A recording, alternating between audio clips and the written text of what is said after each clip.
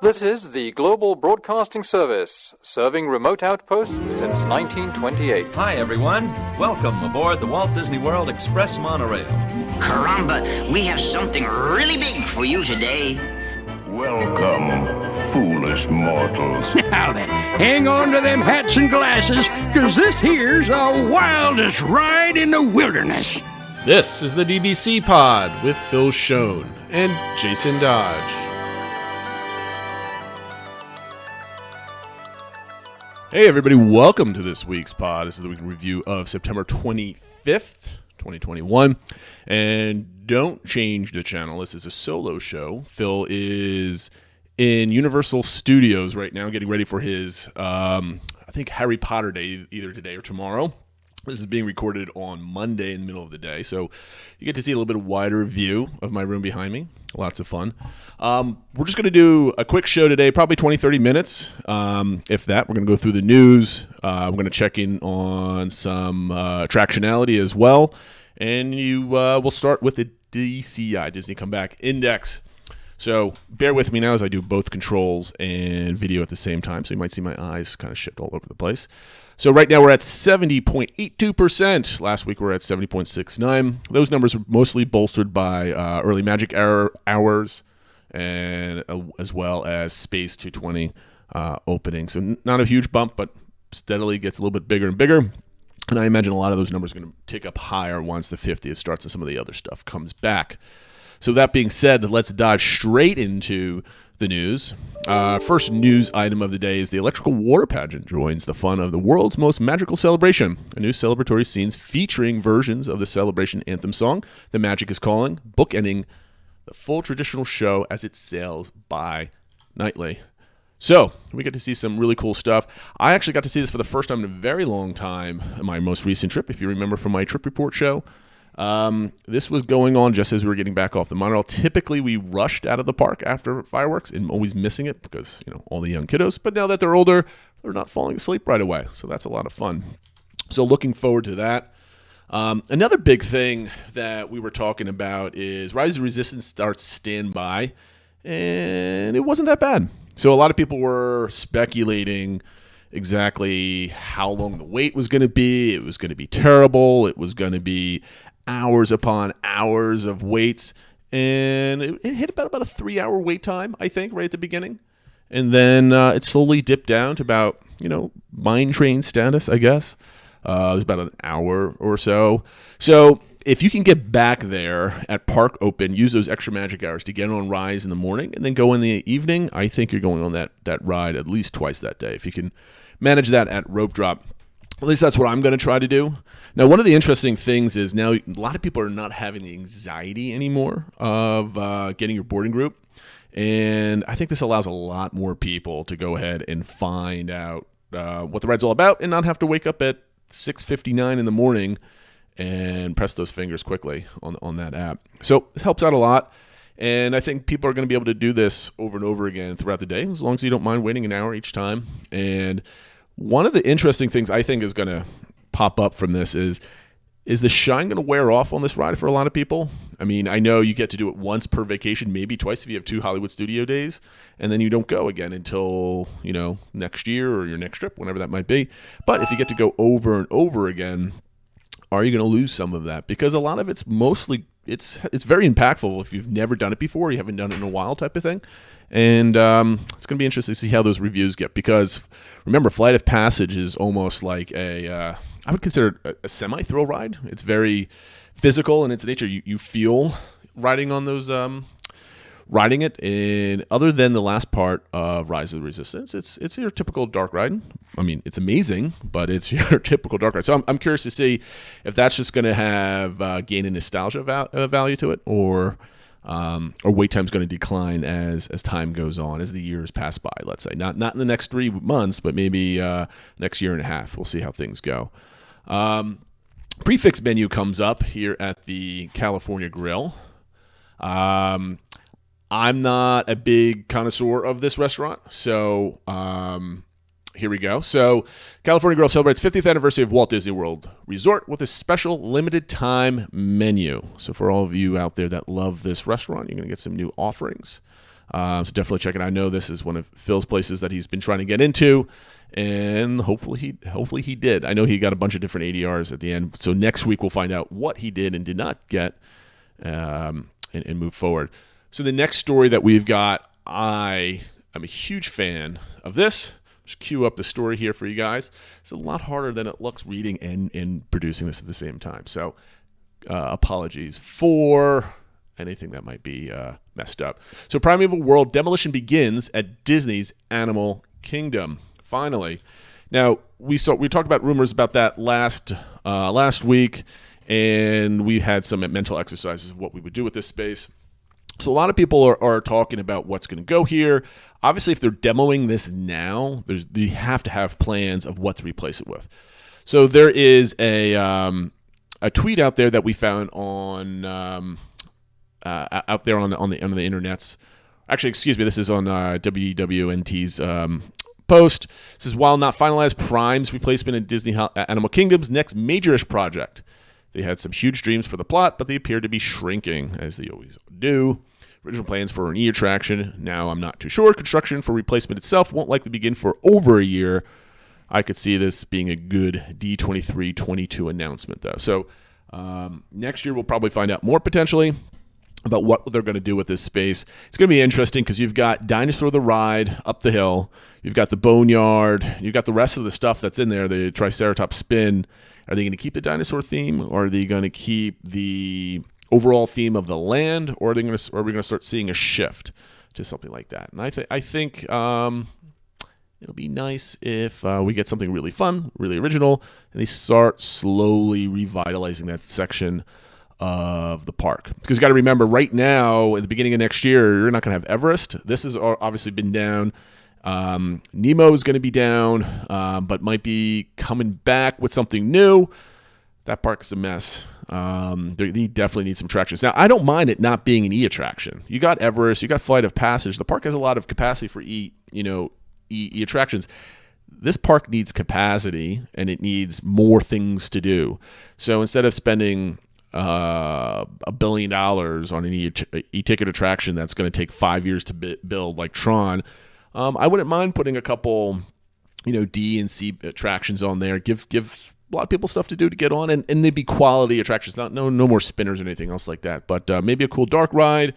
Maybe oh gosh, I don't even know. Maybe some kind of dinosaur kind of virtual experience sort of thing. I don't even know what Disney would do with a B or C level attraction anymore these days, because they go big so often on a lot of stuff. Now, Phil was probably the best person to explain this, but he found on Twitter somebody that was doing some really cool exercises with some artwork on what to replace Primeval World with. You see that on screen. User Jim Schul. Basically, it's an Indiana Jones type attraction themed for South America. So I thought that was really cool. So something really interesting. I'm looking forward to see what WDI comes up with for this space. Now, another thing that's set to begin is those Let the Magic Begin comes back to Magic Kingdom. And, honestly, this is something that I'm really excited about. It really was, even though if you were rope dropping and you're waiting in front of Adventureland or whatnot, you never really saw this. But I always had the kids front and center at least one day of my trip to watch Let the Magic Begin. I always thought it was really cool. And, again, for my trip report episode, I felt that Magic Kingdom was rather empty. It didn't have the same vibe that you normally do. You're missing all the characters. Things aren't running around. You got one or two cavalcades throughout the day, but this kind of really set the tone for the whole day at the Magic Kingdom. You got all the characters coming up. They're doing singing and songs and dance, and it's great. And it's wonderful.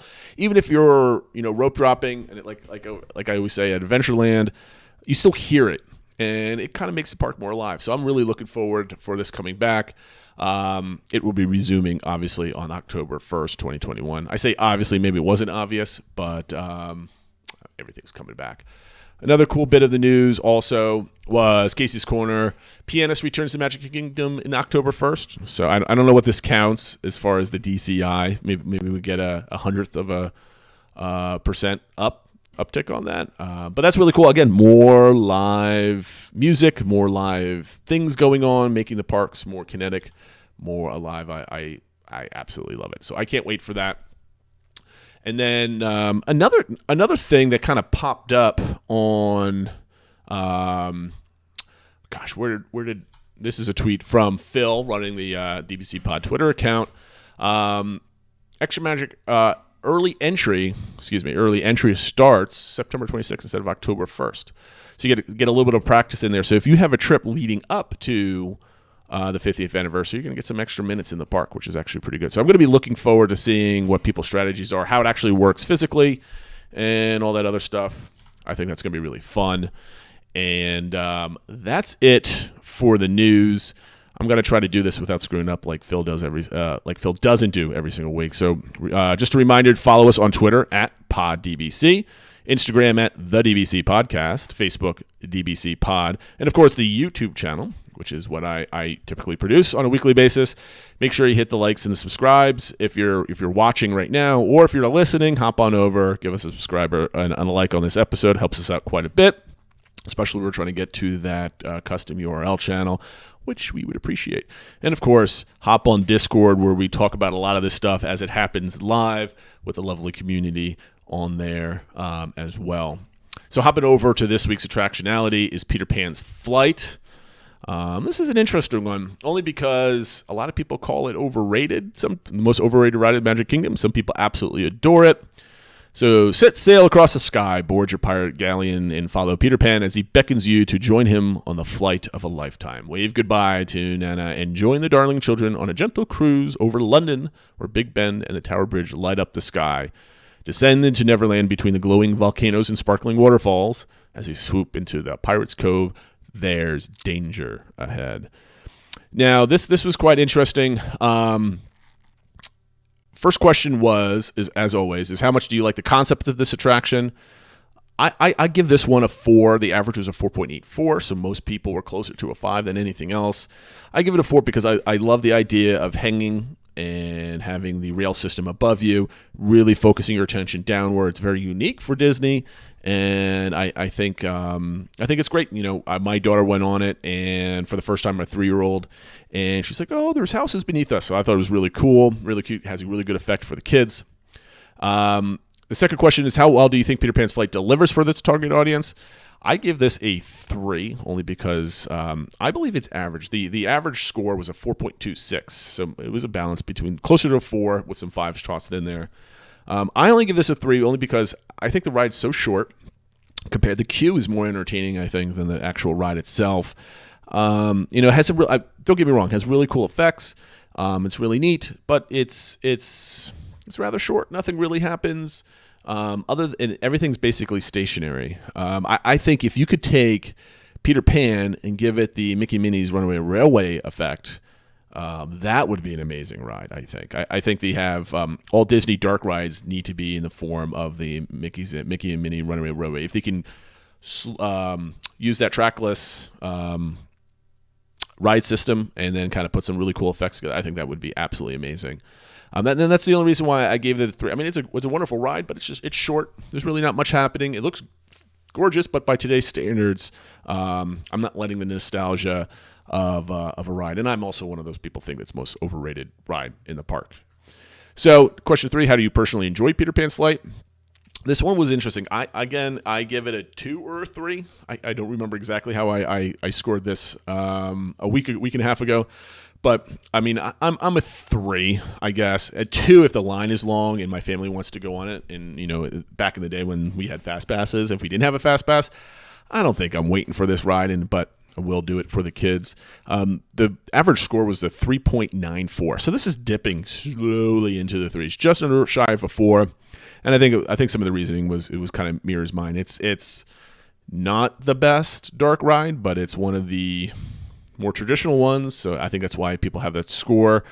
I'd be curious if there was no nostalgia factor, and for those of you out there that are listening, just think, you love Peter Pan, right? Let's say you give this a 4 or a 5. Just imagine that you did a Hollywood Studios Day the day before for the first time, and this is your first time at Walt Disney World.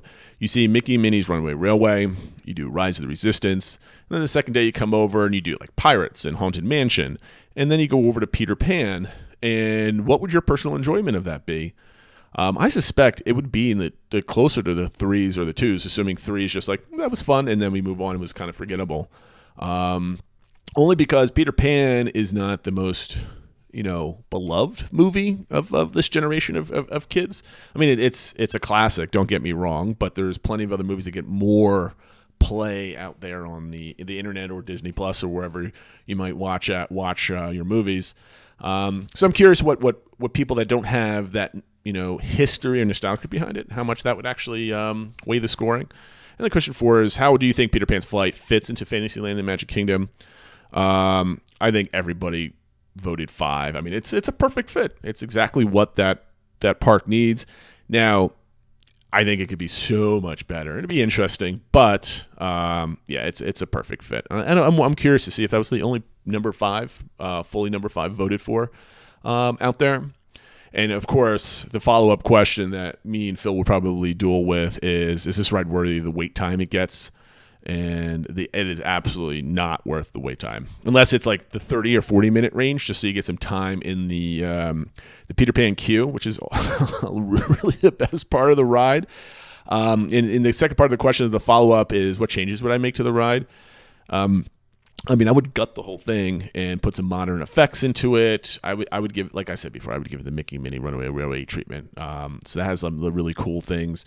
And I'm not going to spoil the attraction because I know a lot of people haven't been able to do it yet. But when you get on Mickey and Minnie's Runaway Railway and you're wearing a hat, the cast member might say you might want to take off your hat and secure it. And for those out there know why, I think effects like that would be really cool in certain parts of this ride. Maybe not exactly that, but similar type of environments, I guess. I think that'd be really cool. And so forth. So when you're out there on social media, or if you're on Twitter or on Discord, why don't you hop in and find an answer? Is Peter Pan really worth the wait time it gets? And if that queue wasn't the way it was, and you didn't play with the Tink shadows and the other shadows with the bells and stuff like that, is it really worth your time? I don't know. I think more people would actually say it's not really worth the time. So what's your cutoff time? So that's the question, social media question of the day. Pound at PodDBC on Twitter, and have Phil's phone ring up while he's out there at in the parks. What's saying? The question is, what is the cutoff wait time? So if you see a posted wait time of X, and you say yes, that's good. That's the longest I would take to go on. As in, posted wait time is 50 minutes. Okay, I'm in. Posted wait time is 55. I'm not waiting in line. So what's the under over on the wait time that makes you want to go in and out? Okay, so that wraps up Attractionality for this week. We won't be doing the DBC Expedition this week, only because we need to get Phil on it. He's better at it than I am. So we get to do the part 2 of water transportation. I believe we're going to be doing some Crescent Lake stuff, which is going to be really fun. And it's some of my least knowledgeable aspects of the park, because I don't really stay that much over on that side of the park and get to use a lot of those water vehicles. We're also going to hear about Phil's upcoming, the note says upcoming because we're going to try to record this on Friday or Saturday. We're going to do a trip report with Phil and his Universal/Disney experience. Of course, he's going to be at the Magic Kingdom on the day, October 1st. So hopefully we can get back. When he gets back, I think he might either get back Sunday or Monday, so we'll do a full trip report. Get some really good 50th anniversary takes. So if you want to be planning your trip, what are the do's and don'ts? Is it worth it? There's a lot of cool questions I have for him, because I'm really my big thing right now is, what is the vibe like at the parks, right? So you had my take last week where I was talking about it's kind of, we're kind of missing it a little bit. It feels empty outside of just the rides. That was my take. Now, are they ramping it up for the 50th now, and is it going to be a lot of fun? I don't know. I suspect it'll be a lot different than my trip was 2 weeks ago, specifically for the Magic Kingdom. I think all the other parks will be roughly the same. And then we're going to compare also Universal Studios to to Walt Disney World, what those parks are doing compared to Disney. And I think we haven't talked about this, but he's staying on property at Universal. I really want to know, is the value of staying on property at Universal far exceeding that of Walt Disney World? Is it on par? What is the value for a night stay versus, an off-site $90 a night hotel that you can sometimes grab wherever you might be? With that being said, no topic, because I don't think you guys want to hear me talk to myself for much longer. Hope you enjoyed the show. A little bit news and attractionality for your Monday, Tuesday afternoon viewing and listening pleasure. Appreciate it, guys. We'll talk to you next week. Have a good one.